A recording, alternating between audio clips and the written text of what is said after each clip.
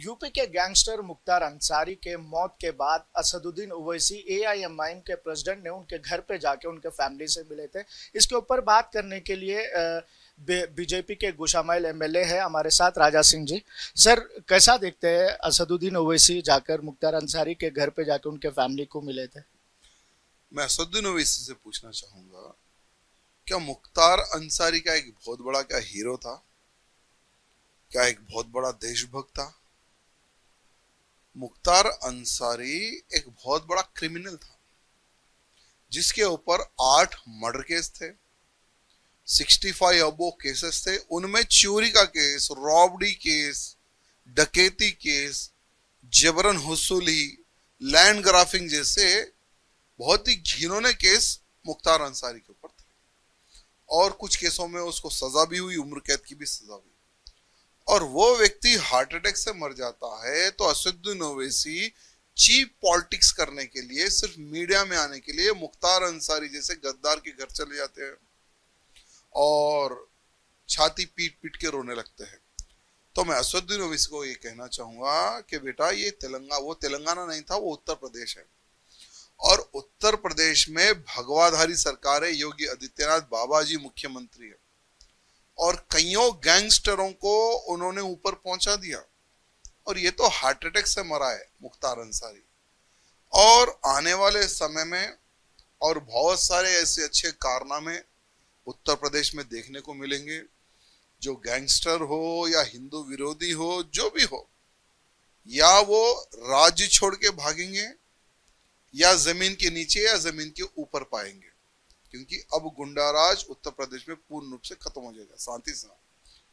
Sir, ये मतलब लोगों में ये कहना है कि मुख्तार अंसारी एक कॉमन पब्लिक को बहुत सारा मदद किया है, रेस्पेक्टिव ऑफ रिलीजन, कास्ट। उन्होंने कॉमन पब्लिक को बहुत सारा मदद किया है, जो गरीबों को बहुत सारे मदद किया है बोल के इस तरह से बात है। आप क्या कहना है इसके? देखिए, किसको मदद किया है मुख्तार अंसारी ने?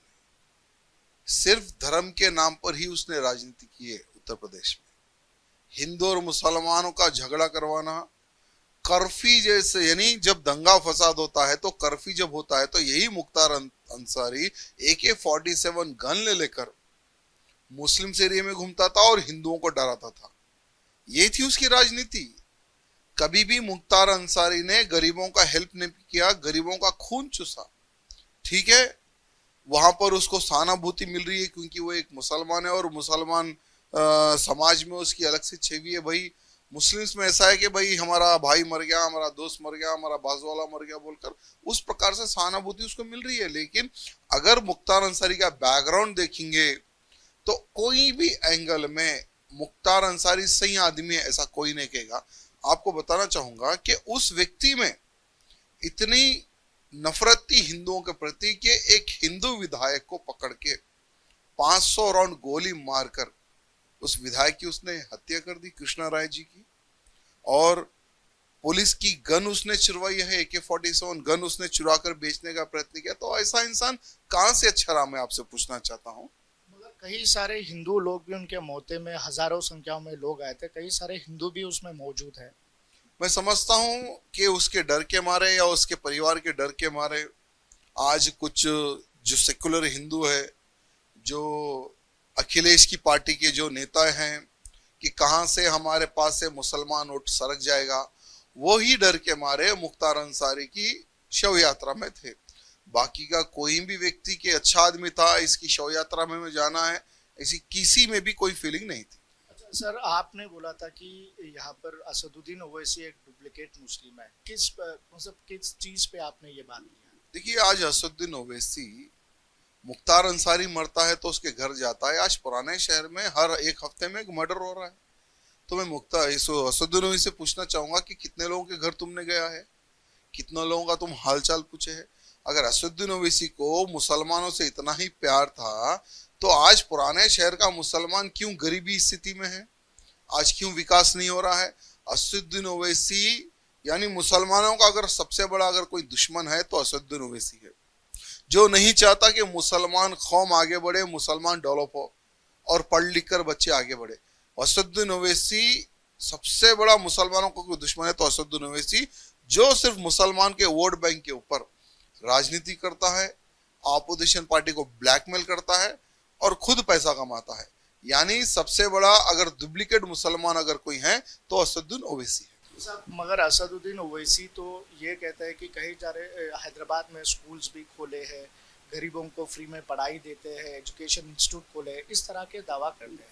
फिर ये कैसा है, कैसा देखें? देखिए, कोरोना काल में असदुद्दीन ओवैसी की पूरी पोल उनके खुद के मजहब के लोगों ने खोली है। बिना पैसे लिए ना किसी को एंट्री, अगर कोई मर गया तो बिना पैसे दिए उनकी बॉडी तक असदुद्दीन ओवैसी के हॉस्पिटल में नहीं दी गई। और रही स्कूल्स कॉलेजेस की बात, आप एक स्टिंग ऑपरेशन कीजिए कि असदुद्दीन ओवैसी के कॉलेज में हो या स्कूल में हो कितना करप्शन है, कितनी फीस ली जाती है। 2, 4, 10, 12 लोगों को फ्री में एजुकेशन देना वो भलाई का काम नहीं है। लेकिन असदुद्दीन ओवैसी दिखता कुछ और है और करता कुछ और है। टोटली बहुत बड़ा बिजनेसमैन अगर कोई है तो असदुद्दीन ओवैसी है। यूपी के गैंगस्टर मुख्तार अंसारी के मौत के बाद असदुद्दीन ओवैसी एआईएमआईएम के प्रेसिडेंट ने उनके घर पे जाके उनके फैमिली से मिले थे। इसके ऊपर बात करने के लिए बीजेपी के गुशामाइल एमएलए है हमारे साथ, राजा सिंह जी। सर, कैसा देखते हैं असदुद्दीन ओवैसी जाकर मुख्तार अंसारी के घर पे जाकर उनके फैमिली को मिले थे? मैं असदुद्दीन ओवैसी से पूछना चाहूंगा, क्या मुख्तार अंसारी का एक बहुत बड़ा क्या हीरो था? क्या एक बहुत बड़ा देशभक्त था?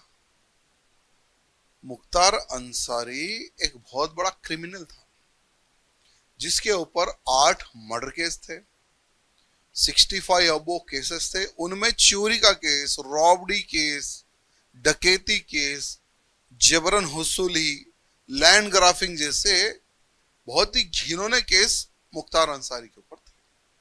और कुछ केसों में उसको सजा भी हुई, उम्र कैद की भी सजा हुई।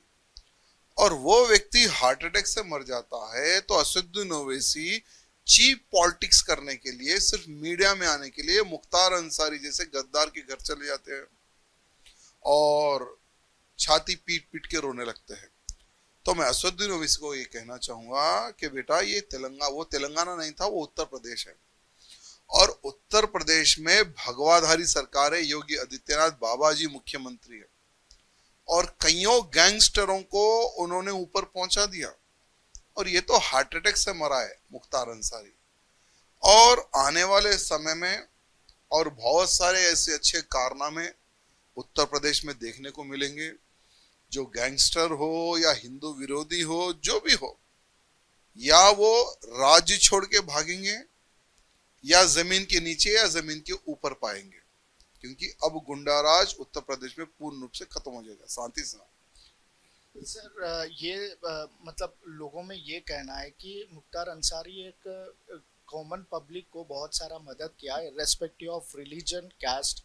उन्होंने कॉमन पब्लिक को बहुत सारा मदद किया है, जो गरीबों को बहुत सारे मदद किया है बोल के इस तरह से बात है। आप क्या कहना है इसके? देखिए, किसको मदद किया है मुख्तार अंसारी ने? सिर्फ धर्म के नाम पर ही उसने राजनीति की है उत्तर प्रदेश में। हिंदू और मुसलमानों का झगड़ा करवाना, कर्फ्यू जैसे, यानी जब दंगा फसाद होता है तो कर्फ्यू जब होता है तो यही मुख्तार अंसारी AK-47 गन ले लेकर मुस्लिम एरिया में घूमता था और हिंदुओं को डराता था। ये थी उसकी राजनीति। कभी भी मुख्तार अंसारी ने गरीबों का हेल्प नहीं किया, गरीबों का खून चूसा। ठीक है, वहां पर उसको सहानुभूति मिल रही है क्योंकि वो एक मुसलमान है और मुसलमान समाज में उसकी अलग से छवि है। भाई, मुस्लिम्स में ऐसा है कि भाई हमारा भाई मर गया, हमारा दोस्त मर गया, हमारा बाजू वाला मर गया बोलकर उस प्रकार से सहानुभूति उसको मिल रही है। लेकिन अगर मुख्तार अंसारी का बैकग्राउंड देखेंगे तो कोई भी एंगल में मुख्तार अंसारी सही आदमी है ऐसा कोई नहीं कहेगा। आपको बताना चाहूंगा कि उस व्यक्ति में इतनी नफरत थी हिंदुओं के प्रति कि एक हिंदू विधायक को पकड़ के 500 राउंड गोली मारकर उस विधायक की उसने हत्या कर दी, कृष्णा राय जी की। और पुलिस की गन उसने चुरवाई है, AK-47 गन उसने चुरा कर बेचने का प्रयत्न किया। तो ऐसा इंसान कहां से अच्छा रहा, मैं आपसे पूछना चाहता हूं। मगर कई सारे हिंदू लोग भी उनके मौते में, हजारों संख्याओं में लोग आए थे, कई सारे हिंदू भी उसमें मौजूद है। मैं समझता हूं कि उसके डर के मारे या उसके परिवार के डर के मारे आज कुछ जो सेकुलर हिंदू है, जो अखिलेश की पार्टी के जो नेता हैं कि कहां से हमारे पास से मुसलमान वोट सरक जाएगा, वो ही डर के मारे मुख्तार अंसारी की शव यात्रा में थे। बाकी का कोई भी व्यक्ति के अच्छा आदमी था, इसकी शव यात्रा में जाना है, ऐसी किसी में भी कोई फीलिंग नहीं थी।